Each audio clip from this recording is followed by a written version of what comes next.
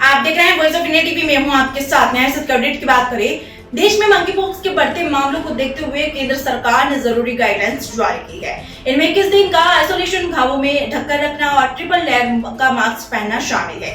इसके अलावा सरकार ने मंकी पॉक्स की जांच के लिए टेस्टिंग किट और वैक्सीन बनाने के लिए टेंडर निकाला है। देश में अब तक मंकी पॉक्स के 4 मामले सामने आ चुके हैं। इनमें से 3 मरीज केरल में और 1 दिल्ली में मिला है। अब तक 4 संदिग्ध केस भी सामने आ चुके हैं। सभी के sample national institute of virology Pune भेज दिए गए हैं। हालांकि अभी तक रिपोर्ट नहीं आई है। अस्पताल के वार्ड में भर्ती संक्रमित रोगी या फिर संदिग्ध रोगी की किसी भी अदूषित चीजों के संपर्क में आने से स्वास्थ्य कर्मियों को तब तक ड्यूटी से बाहर नहीं करना है जब तक उनमें कोई लक्षण अविकसित न हो।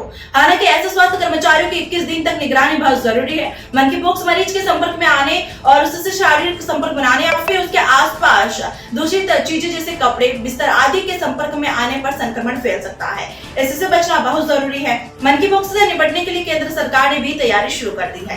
केंद्र ने वैक्सीन मेकर कंपनियों से कहा कि वो सबसे पहले मंकी पॉक्स के लिए डायग्नोस्टिक किट्स तैयार करें ताकि इस रोग की पहचान जल्द और सटीक हो सके।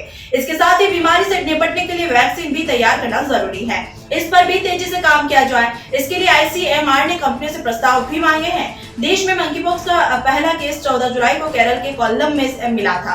इसके बाद केरल में ही 18 और 22 जुलाई को दूसरे और तीसरे केस की पुष्टि हुई थी। ये तीनों मरीज खाड़ी देशों से लौटे थे। इसके बाद 25 जुलाई को दिल्ली में चौथा केस की पुष्टि हुई थी। हालांकि इस मरीज की कोई ट्रेवल हिस्ट्री नहीं है। वह मनाली से पार्टी करके लौटा था। वहीं अब तक तेलंगाना, बिहार, यूपी और दिल्ली में 4 संदिग्धों की पहचान की गई है।